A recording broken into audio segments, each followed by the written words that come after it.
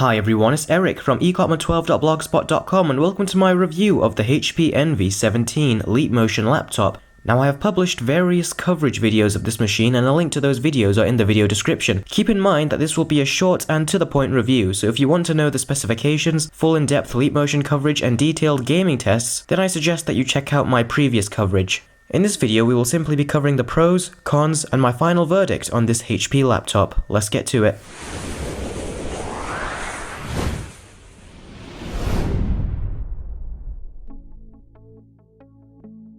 So let's get started with the bad things about this computer. The first thing is the trackpad.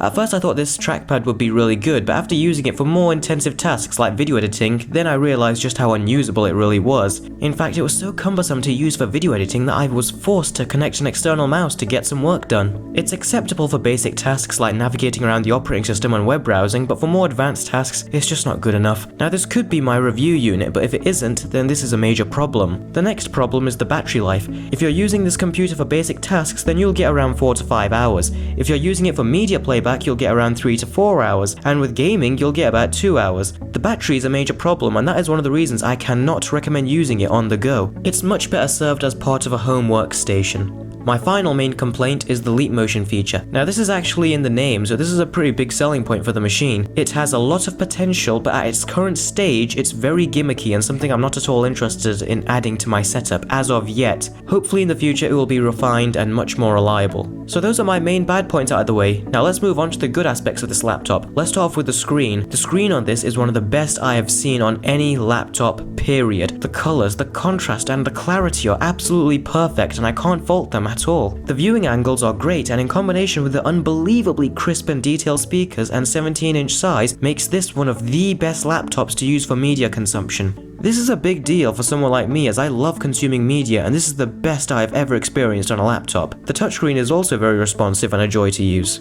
The positives don't end there. The other great thing about this computer is the keyboard. It is a chiclet style keyboard and it's such a pleasure to type on, as I can type incredibly fast with it. And unlike the HP Pavilion that I reviewed recently, the keypad did not get in my way and make me have to readjust to the layout. The speed was also great, as this sports the latest Haswell processor and it really does not disappoint on performance. Practically everything I threw at this computer, with the exception of some games, ran perfectly. The graphics card was also really quite strong, as this is one of the first laptops I have used that played Batman Arkham City at a great and consistent frame rate with pretty much all settings set to max. So overall, this was a really good computer. Granted, it has its problems and it's also a bit heavy, but if you want a powerhouse of a laptop, then I can certainly recommend it. You could pick one of these up starting from £1,000. That does sound quite pricey, but when you take into consideration the specifications, then you are getting a fair amount for your money here, especially when you compare it to others at a similar price range.